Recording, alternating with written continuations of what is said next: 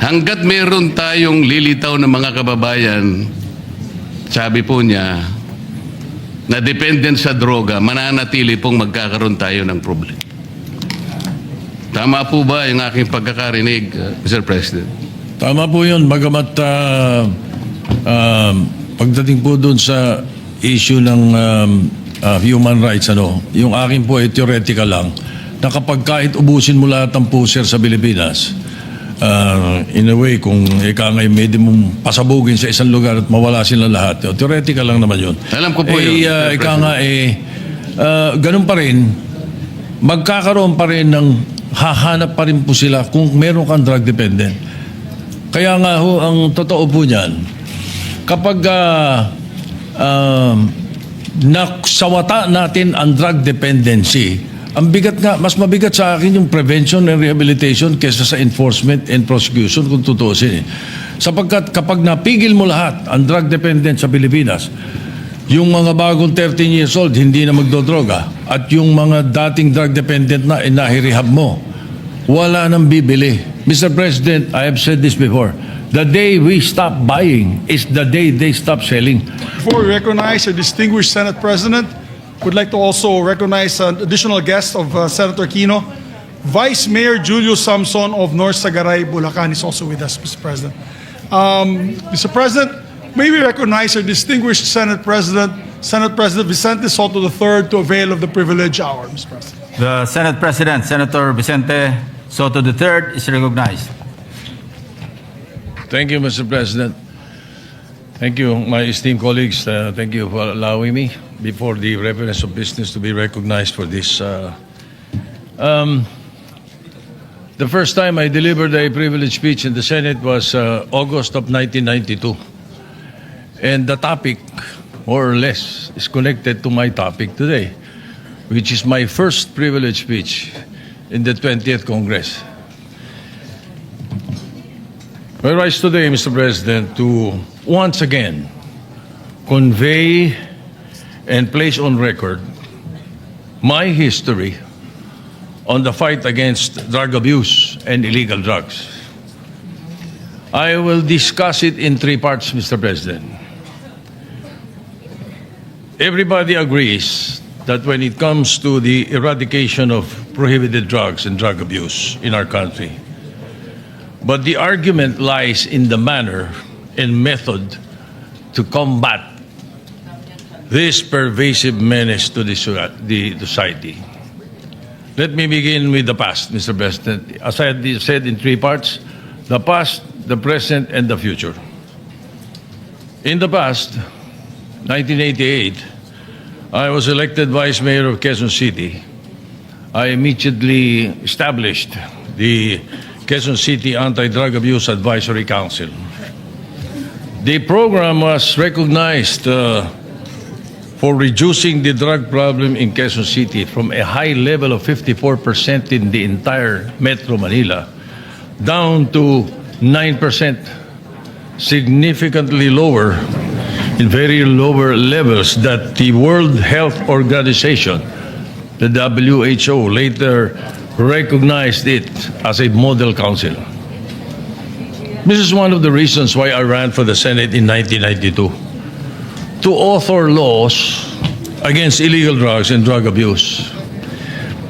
During that time, Mr. President, Shabu was a regulated drug, for the information of the Gen Zs and the millennials.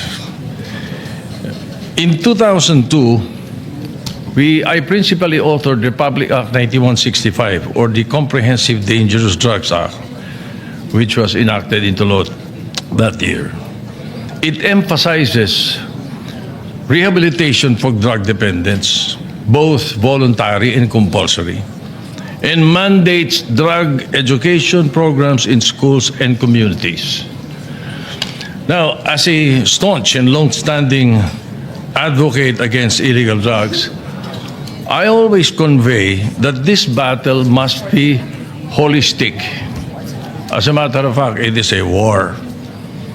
There must be four major concerns and success in the four major concerns. And what are these? enforcement, prosecution, prevention, and rehabilitation. Enforcement, kahit ubusin mo, Mr. President, ang lahat ng pusher sa Pilipinas, lipulin mo, ilagay mo sa isang island, bombahin mo yung island. Kumuha ka naman, ipunin mo lahat ng droga sa buong Pilipinas. Cocaine, shabu, marijuana, designer drugs, heroin, lahat na. Pag samasamahin mo sa isang lugar, sunugin mo lahat. You will not be able to eradicate it. Why? Because there are drug dependents. Hanggang may drug dependent, they will find substances to abuse. May contact cement, may Novain, may cough syrup. Yung napatay na professor sa UP, 17 stab wounds. Cough syrup high. Yung tao nung mahuli namin. And then, prevention. Prevention, Mr. President, unfortunately, is not integrated in the DepEd curriculum. While it should be a drug abuse resistance education program that should be incorporated in this, in the Department of Education. Grade 5, grade 6, grade 7. The then President Erap started it in 1998. With you as the, Mr. President, the presiding officer, Senator Lacson as head of the PAOK TF. But it died a natural death after President Estrada was removed. But then, it is a very important component. Prevention. And the only way to do that is in grade 5, grade 6, grade 7, drug abuse resistance education program. They will already know by that time, before they reach first year high school, that illegal drugs will be bad for them. Drug dependency will be bad for their family, for their future, for their health. And then rehabilitation, Mr. President. Rehabilitation should be lodged in the Department of Health. It is, as a matter of fact, lodged in the Department of Health based on the law that I have authored, Republic Act 9165. But we asked the DOH, are you doing it?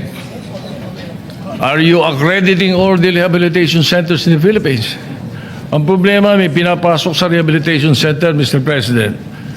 After 6 months lalabas, pag after another 1 or 2 months, balik uli. Why? Because the profiling is wrong. Because the program being used is wrong. Hindi ho ganun kadali mag-rehab. We must find the profile, we must define the profile of the drug dependent. Ano man bagay sa kanyang rehabilitation program? Iba-iba po yan. Merong faith-based, merong 12 steps Minnesota model, merong multidisciplinary, merong therapeutic community which is being done in Bikutan and it's very successful. At yung eclectic. So Mr. President, hindi po ganun kadali yun. So again, why am I saying all this? Because I want to go into the present. Eto ngayon, pinanggit ko yung prosecution.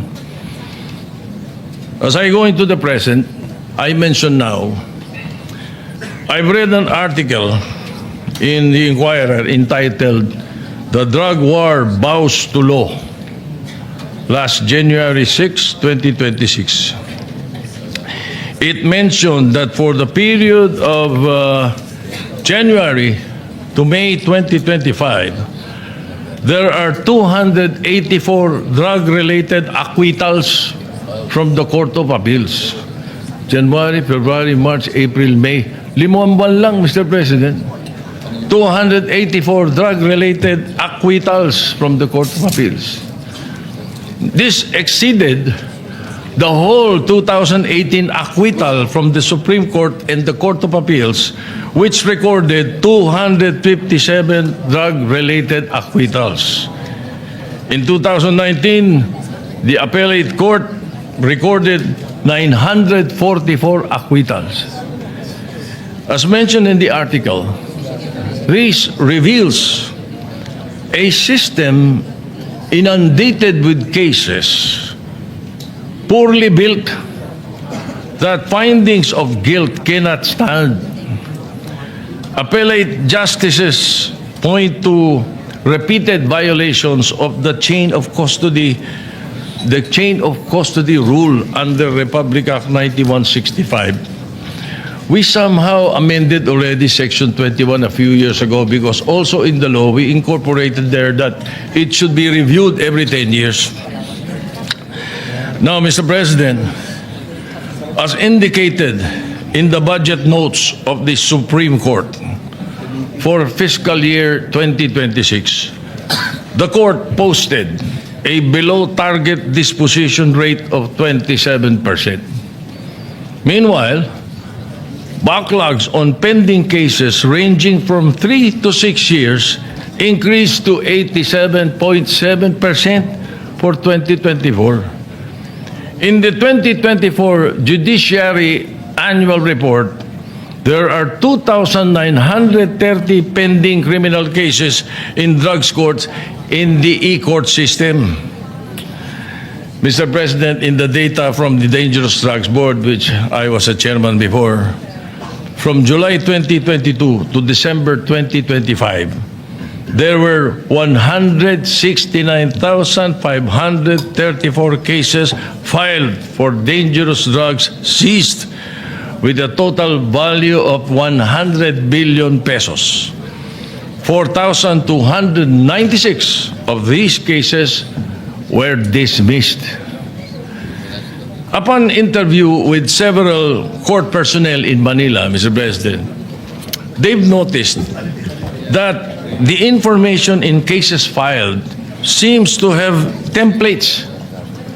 Parang pare-pareho. And there were instances that there is duplication in evidence used in different cases. So these weak cases may be results of poor coordination between the police and the prosecution. Nakakalungkot, Mr. President, but let me go back again to the past pagdating dito sa issue na to. When I established the Quezon City Anti-Drug Abuse Council, we had these 4 primary concerns which I studied and learned from abroad. The chief city prosecutor then, Pepe Erestain, assigned to me 12 assistant city prosecutors only to prosecute drug cases in Quezon City. And together with that, the head of NARCOM then, one of your batchmates, Mr. President, assigned to me a NARCOM contingent to handle enforcement. Ang problema, Mr. President, after a few months, sunod-sunod ang dismissal. Kaya ako binabalikan yung kwento ngayon eh. Sunod-sunod ng dismissal. Kinausap ko ngayon yung NARCOM at ang chief of police namin noon, si Colonel Rodolfo Garcia. Sabi ko, ano ba nangyayari? Bakit ba? And then I also talked to the prosecutors, the 12 prosecutors, city prosecutors headed by Fiscal Tomas. Sabi sa akin, Mr. Vice Mayor, hindi marunong mag-file ng kaso yung mga pulis mo. Kaya hirap na hirap kami. Dinadismiss. Yun ang sagot. Nung tanungin ko yung mga pulis at yung NARCOM agents, sabi ko, hindi rin kayo marunong mag-file ng kaso. Ang sagot po sa akin, hindi ho, nalalagyan yung mga prosecutor mo. Ba, hindi ko alam kung sino paniniwala sa kanila, Mr. President. But again, I recall all this after I've seen all these dismissals in the different courts. Well, here's the beef, Mr. President. In another inquiry in Parañaque, they say that almost 75 to 85% of drug cases are dismissed because of the non-observance of the dual witness required by law. Ito na, according to enforcers, it's a challenge to have buy-bust or entrapment operations due to lack of availability of prosecutors during the buy-bust, media, or elected officials at the time or of immediately following. Yan ang sinasabi, as required by law. Indeed, yes, we placed that in the law then. It was an amendment proposed by Senator Nene Pimentel, I distinctly recall. In the case of People versus Nisperos, even 30 minutes after the enforcement is no longer considered as immediately following, thus will violate the procedure required by law. So I checked with the other drug laws in our neighboring countries, Mr. President, for 2024 to 2025. Singapore remains a global leader in strict enforcement and with 95% conviction, 95% conviction rate for drug offenders. Among our neighbors, Singapore, Hong Kong, Japan, Thailand, South Korea, Malaysia, India, and Taiwan, we are the only country with a statutory chain of custody rule. Other countries observe it, but as part of proof only and not by law.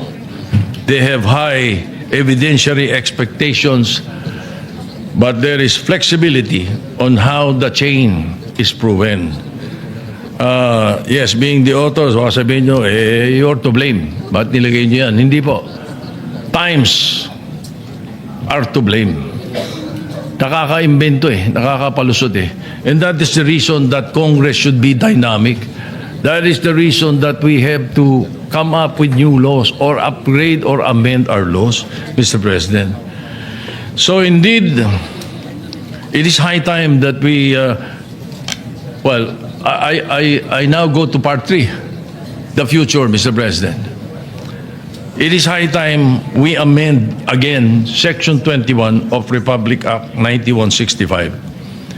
Instead of mandating that witnesses must be elected officials, representative of DOJ or media in every organization, we can mandate that the two-witness rule be ordinary citizens living in the area or body-worn cameras in lieu of witnesses. There is also a need, Mr. President, to streamline the marking requirements, especially during in flagrante delicto arrests. So, Mr. President, it's about time also for the passage of the creation of the Presidential Drug Enforcement Authority. I believe it is essential at this point in our history in time. This agency will oversee and aid in the proper filing of drug cases, and if possible, to assign lawyers in every precinct to assist in the strict enforcement of the law. Hindi po military unit dapat ang PIDEA. It should be overseeing and monitoring all the drug enforcement units, anti-drug enforcement units. So this PIDEA, which I am proposing, aims to unify enforcement, prosecution, prevention, and rehabilitation under one roof to ensure a holistic and effective approach. Mr. President, the scale of justice must be balanced. The effectivity of enforcement and prosecution must be equally accorded with due process to protect the citizens from abuse of authority. It is high time for a holistic reform in the whole of government approach to eradicate illegal drugs and drug abuse. So, Mr. President, that concludes my history and my fight against drug abuse and illegal drugs. Thank you, Mr. President. Thank you, Senate President Soto. Majority Leader.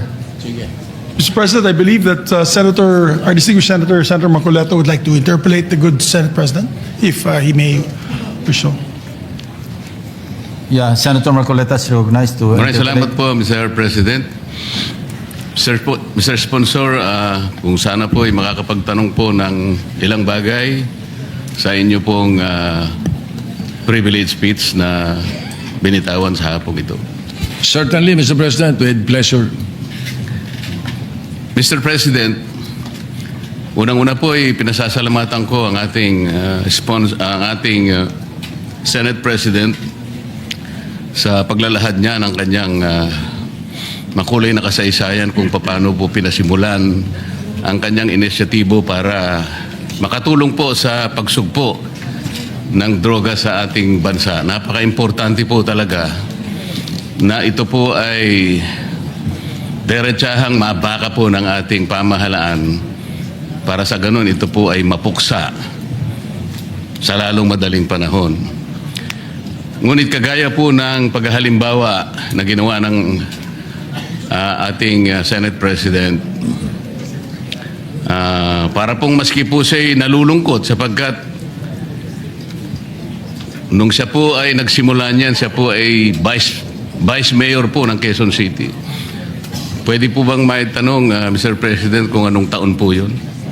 1988, Your Honor, Ngayon January 18, 1988 were the elections. I was sworn in as Vice Mayor, if I recall it right, February 2 of 1988. Ngayon po, Mr. President, tayo po ay 2026 na at kayo po ay Senate President na po. Mga ilang taon po yung pagitan mula nung kayo'y maging Vice Mayor at ngayon po ay isa ng Pangulo ng ating Senado. 37 years, if my mathematics is still working, Mr. President. So, Ginoong Pangulo, sa halos 40 taong pakikipagbaka natin sa droga, na ngayon ay nalaman nating isa pa lang ating gagalang-galang na Senate President ang nagpasimula nito. Ngunit sa kanya pong paglalahad ay may halo pong kalungkutan dahil sa kanya pong paglalarawan kanina, kahit na po hulihin natin lahat ang mga puser at ang mga gumagamit nito, at kahit sakasakali na meron po tayong magagawang kaparaanan na sila ay ilagay lahat sa isang isla. At meron po tayong karapatan at kakayahan na pasabugin ang isla na yon. Siguro po iniisip po ng ating Pangulo, Mr. President, na sa kanya pong frustration talagang, kumbisan nga po, mahalos may isip nyo na po yun eh. Dahil siguro sa kagustuhan niyang mapuksa ka agad, bobombahin na lang niya. Paghalimbawa po natin, Mr. President, nakahanap siya ng isang napakabagsik na bomba. Talaga pong walang natirang isamang kaluluwa. Namatay po lahat, Mr. President. Pero sabi niya, hindi pa rin po sapat yun eh. Hanggat meron tayong lilitaw ng mga kababayan, sabi po niya, na dependent sa droga, mananatili pong magkakaroon tayo ng problema.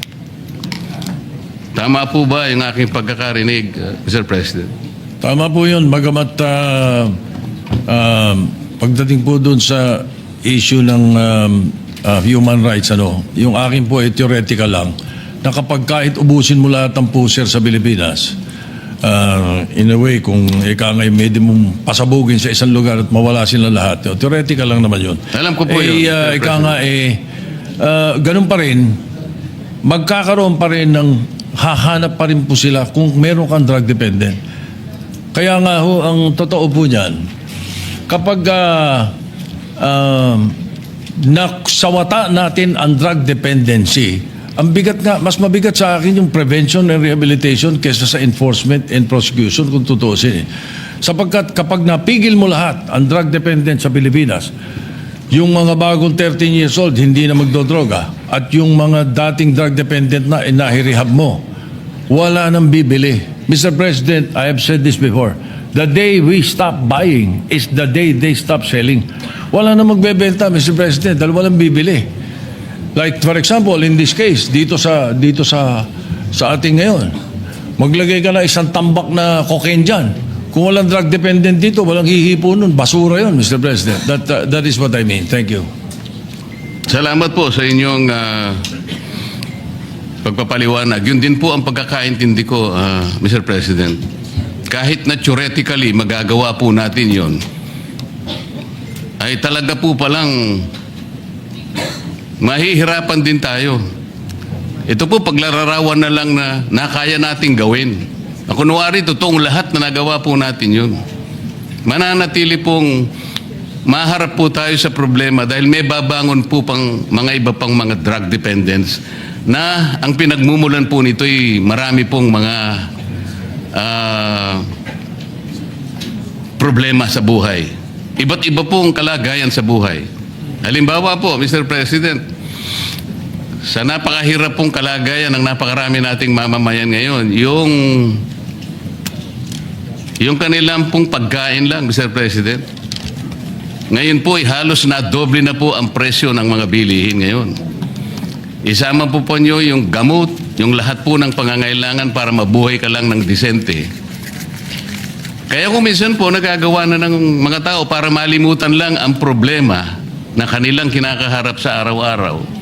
Lalo pa nga, isama mo po ang kanilang mga anak. Kaya po sila nakakahanap ng paraan para malimutan siguro yung problema.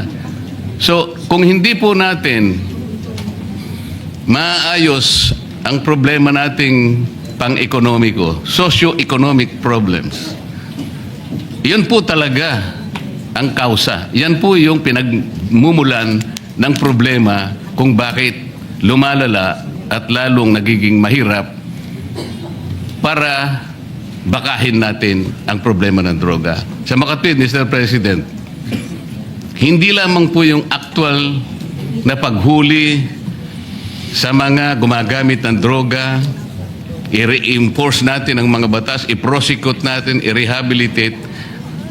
Kinakailangan po nating puntahan yung pinagmumulan muna ng problema kung bakit nagkakaroon ng mga taong sapilitang gumagamit ng droga. Sa makatwid, lalong mas malaki po yung problemang kinakaharap natin. Hanggat hindi po natin na isasaayos ang napakaraming problemang bumabalot sa ating bansa, mananatili po na magkakaroon at lalo pa pong magkakaroon at dadami pa ang mga taong maghahanap ng pansamantalang pagtatakip ng kanilang problema. Yan nga ay sa pamamagitan ng paggamit ng droga. Tama po ba ang aking assumption, Mr. President? Yes, Mr. President, maraming salamat po. Maganda yung napunto ninyo sapagkat you are absolutely right. But hayaan niyo pong dagdagan ko, ano? At hindi lang yung ikang escape ang pinag-uusapan dito. As a matter of fact, thank you for reminding me, because if I am asked, may mga drug dependent hanggang ngayon, drug dependent pa rin kahit ubos na droga. Ano ba problema? Ayan ang tatanong. Ano ba ang pinagsisimulan dyan? Mr. President, I have used an acronym, PEACE, P-E-A-C-E, to describe it. And that encompasses and includes what the distinguished gentleman from Tarlac said, Senator Marcoleta. Tama po yun. Because P stands for peer pressure. Yan po isa sa mga dahilan. Sa eskwela, sa barkadahan, naku, pag hindi ka sumubok, ganito. Isa po yun. Yung E sa peace stands for escape. Yun mismo yung sinasabi ninyo. At yun ang isa sa mga dahilan. Parang escape po yan. Akala nila makakatakas sila sa problema nila, makakatakas sila sa kahirapan nila, sa pamamagitan nito. Mali po. Lalong nadodoble ang problema nila. Yung A naman sa peace stands for availability. Napakalaki hong negosyo nito. Ito po, bilyon-bilyones na dolyares na negosyo ito. That's why these people, these drug lords, these drug pushers, especially high-level drug traffickers, will make it available in your streets, in your homes, in your schools, everywhere. They will make it available. At kukumbinsin kayo na sumubok at malulung dito sapagkat negosyo po ito. It's a $1 trillion industry in the world. Yun naman pong C sa peace is curiosity. At yun ang pwede nating iwasan doon sa sinasabi kong prevention sa Drug Abuse Resistance Education Program ng mga kabataan. Curiosity po ang simula nung iba. At yun namang E sa peace is emptiness.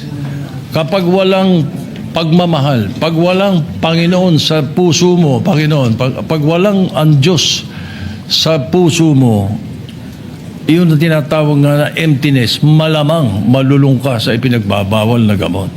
Yun po ang isa sa mga binabanggit ko lagi. Kaya po, salamat at nabanggit nyo yung mga dahilan na yan. At yan hindi madaling harapin, hindi madaling solusyonan. As a matter of fact, it has to be an ongoing fight. It is a war. And I always say, Mr. President, in this war, the best fighting unit against illegal drugs is the family. Kaya po, paulit-ulit ko pong sinasabi po yan. Salamat po. Salamat din po sa karagdagang paliwanag, Mr. President. Talagang yung pressure po talaga. Pressurado siya araw-araw. Walang makain ng anak niya. Walang magamit sa napakarami pong pangangailangan sa buhay. Litong-lito po siya. Talagang pressure po yun. Yung ano na po yung Mr. President? Escape. Akala po niya, makakaiwas siya. Akala po niya, magagawa niya ng paraan, maiwasan niya na lang sapagkat hindi po niya mapunan ang pangangailangan talaga sa araw-araw. So napipilitan siya talagang humanap ng escape. Yung availability. Available po sa kanya yung option na yun dahil yun na lang po kasi ang tanging magagawa niya. Dahil kahit ano pong gawin niya, sa napakahirap pong kalagayan ng marami nating kababayan, makikita naman po natin ang pinanggagalingan talaga nitong mga droga ay talaga pong yung mahihirap na segment ng ating population. Yung Mr. President, ano na po yun? Curiosity. Akala po niya, curiosity. Baka iniisip niya, tingnan ko nga, baka dito maka-escape nga ako. Dito na lang siguro ang mabuti kong gawin. Hanggang sang yung huli, Mr. President, ano na po yung huli? Emptiness. Emptiness. Walang pagmamahal, walang Panginoon Diyos. Hindi lamang po yun. Empty talaga. Literal pong empty. Walang pagkain, walang gamot, walang pambayad sa napakaraming mga bagay. Talaga pong malululong siya Doon pa rin siya sa droga. Talaga pong hahanapin niya, Mr. President. Wala po siyang choice. Hahanapan po niya yung makakapagbigay sa kanya ng panandaliang siguro escape sa kanyang buhay. Hindi niya kayang harapin lahat. Tao lamang siya. Ito po ang pinanggagalingan ng problema ng droga. Ito lang pong nangyari sa atin ngayon. Very recently, Mr. President. Nung nilimas po ang ating kabangbayan, lalo pong nalugso ang economic condition ng ating bansa. Lalo pong tumaas ngayon ang bilihin. Maski kanino po kayo magtanong ngayon, litong-lito ang ating mamamayan. Kaya alam ko po, lalong dadami na naman ang droga. Nakakalungkot po, nakakatakot. Sana po ay unahin natin sana yung pinagmumulan ng problema ng droga. Ito po yung pangkalahatang kalagayang kabuhayan ng ating bansa. Maraming salamat po, Mr. President. Maraming salamat po sa inyong panahon. Thank you. Just for the record, Mr. President, tayo naman po ang Kongreso at Senado, hindi po nagkukulang kung tutuusin. Lagi po nating hinaharap ito. At meron nga po tayo mga tinutulak na mga bagong batas na pwedeng sumagupa dito. Ang isa po na mga naipasa na natin na inaasahan ko that in the very near future, the Executive Department will finish this. This is Republic Act 11928. This is the Separate Facilities for Heinous Crimes Act. Ito po yung mag-i-establish tayo na isang lugar na kung saan nakahiwalay yung mga high-level drug traffickers para po maiwasan na natin yung debate naman pagdating sa death penalty. Anyway, Mr. President, maraming salamat. Senator Robin Padilla is recognized. Maraming salamat po, Ginoong Pangulo. Nais ko naman pong magbigay ng konting pahayag sapagkat nabanggit po ng ating Ginoong Pangulo ang patungkol po sa pagtatayo ng mga pasilidad para po sa mga involved po sa droga. Nais ko lamang pong banggitin sa ating plenaryo, nung panahon po na ako po ay nakulong sa Bilibid, si Ginoong Pangulo po ang tumulong po sa amin makapagtayo ng therapeutic center sa loob. Kung natatandaan niyo po, Ginoong Pangulo. Opo, tatandaan ko po, tsaka pinadagdagan ko po yung Building po sa loob. Yung pagkain, tsaka yung pagkain po ninyo, pinataasan ko yung budget. Opo. Yan po ang mga naging institusyon na po ngayon yan sa New Bilibid Prison, sa Bureau of Correction, yung pong Inmates Crusade Against Drugs. At ito po ay tinulungan po kami ni Ginoong Pangulo, Senator Vicente Soto III. Kaya isa pong malaking tulong po ito sa Bilibid sapagkat dito po ay naihiwalay po yung mga drug offenders doon po sa mga tinatawag po natin na mga kriminal. At ito po, nagkaroon po kami ng mga building doon. At ito po ngayon ay kinikilala na programa po sa Bucor.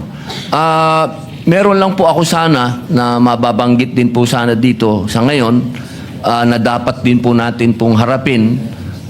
May kinalaman din po ito. Sa ngayon po kasi yung atin pong mga kulungan ay napakarami pong mga drug offenders po ngayon na nakakulong. At katunayan po, halos ang buong population po, sabihin na natin, 80% ay drug offenders po. Sana magkaroon din po tayo ng mga panukala na makapaghihiwalay po sa atin, doon po sa mga usapin na kung sino po yung mga heavy user, doon naman po sa mga light users pa lang, na wag po sana silang mapasama doon sa mga tinatawag po natin ng mga pusakal na kriminal. Yun lamang po. Maraming salamat po uli sa inyong lahat. Salamat po.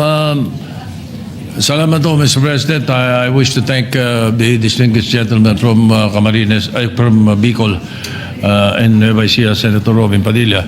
Yes, tama po yun. Mga 70 to 75% po ng nakakulong ay drug-related actually, yung kanilang mga kaso.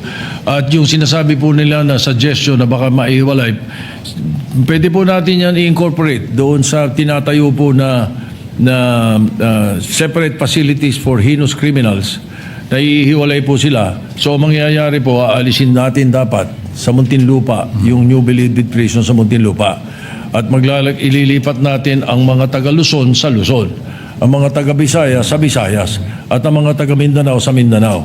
Bakit po naisipan yan at nilagay ko puro sa batas yan?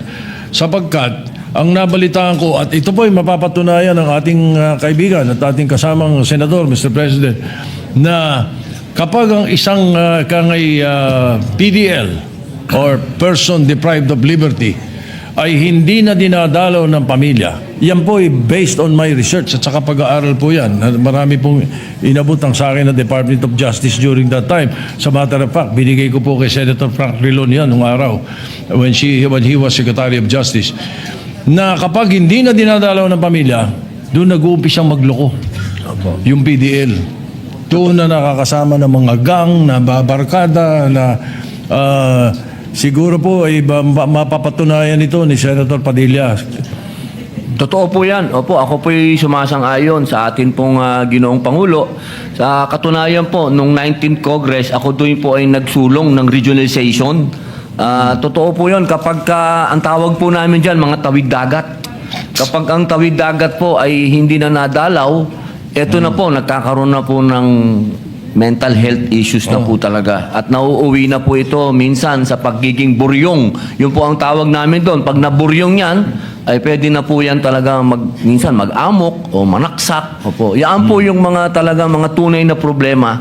At napakaganda pong marinig na ito po ay pag-uusapan po uli. At inshallah ay magkaroon po ng batas na maging regional na po talaga ang Bilibid. Sa ngayon po, ito'y nandoon na. It's a matter of the Executive Department executing it now.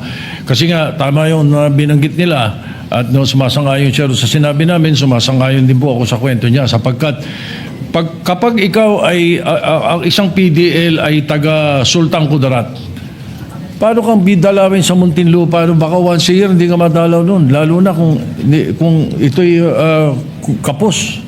kapos at karamihan sa ating mga kababayan doon ay kapos. So pag hindi na dinadalaw, yun ang nag-umpisa. So dali natin sila sa Mindanao, yung mga taga Mindanao, taga Bisaya sa Visayas, at yung mga taga Luzon sa Luzon.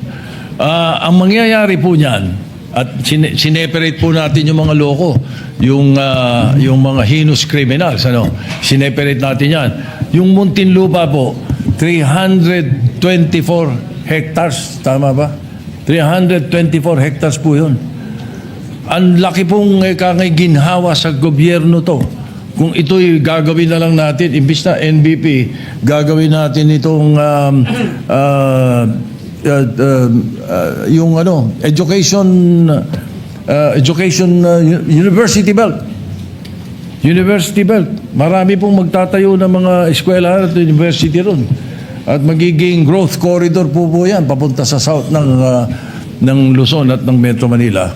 Malaking bagay po yun at I hope maumpisa na po yan. Ang alam ko, when Secretary Remulla was DOJ Secretary, they started already the tawag dito, the groundbreaking for that. So, sana po matuloy at salamat sa inyong pagsuporta at pagtangkilik, Your Honor. Apo, maraming salamat po, Ginoong Pangulo. Meron lang po akong idadagdag, konti lang po doon.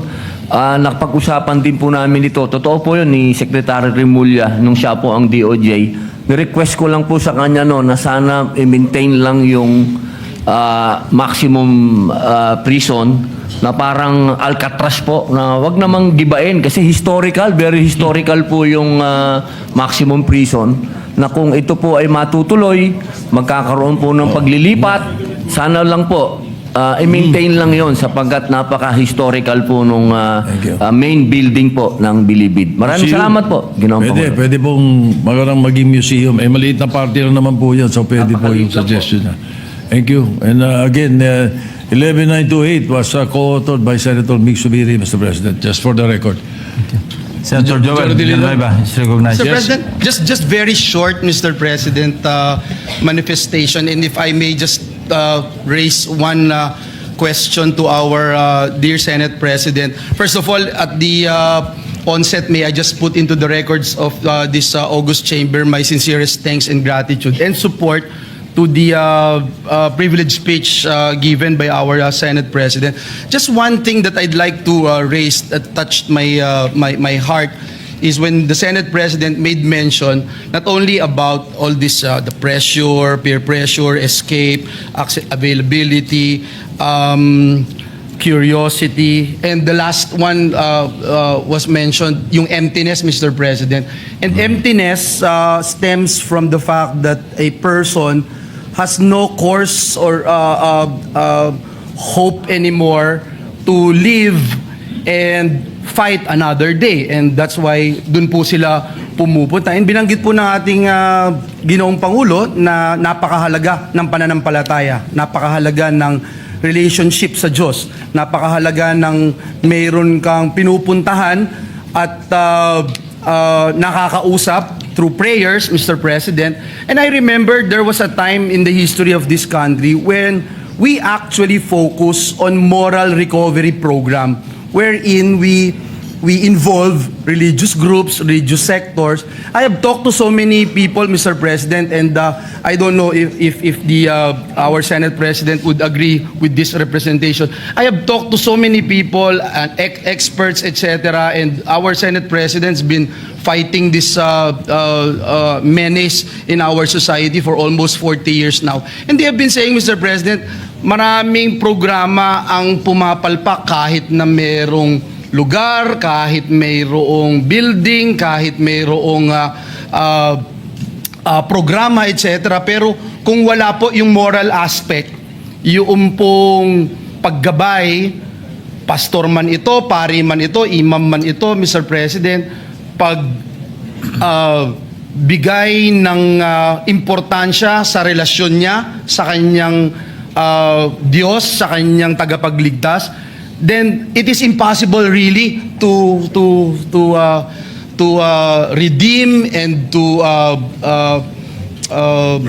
rehabilitate a person who is drug dependent, Mr. President. So I just wanted to ask our dear Senate President about this and how we can really mas mapaigting pa, mas mapalalim pa yung pagkakaroon o pag-i-involve ng tinatawag na moral recovery program, Mr. President. Yes, Mr. President. Tama po yun. Iyan po isa sa mga pinakamahalaga na parte sa atin sa buong buhay, hindi lang tungkol sa droga, kundi sa kabuuan natin. Yung moral recovery ng ating bansa, we will have to focus on faith. Whatever religion we believe in, we must focus on faith. As a matter of fact, yun po sa sinasabi ko sa rehabilitation program, ang isa ho sa pinakamatalaban, aside from therapeutic community, yung pong faith-based. Yung faith-based rehabilitation program, ang isa sa pinaka-effective na programa, Mr. President. And the moral recovery is immediate. Iba talaga kapag ang kausap mo ay ang Panginoon Diyos at talagang ibinubukas mo ang sarili mo at isinusuko mo sa Kanya. Malaking bagay po ang nangyayari at marahil we can think of a way of how we can incorporate it in the authority that I am proposing, the Presidential Drug Enforcement Authority. Because aside from the 4 major concerns that I mentioned, there is this new technique of alternative development.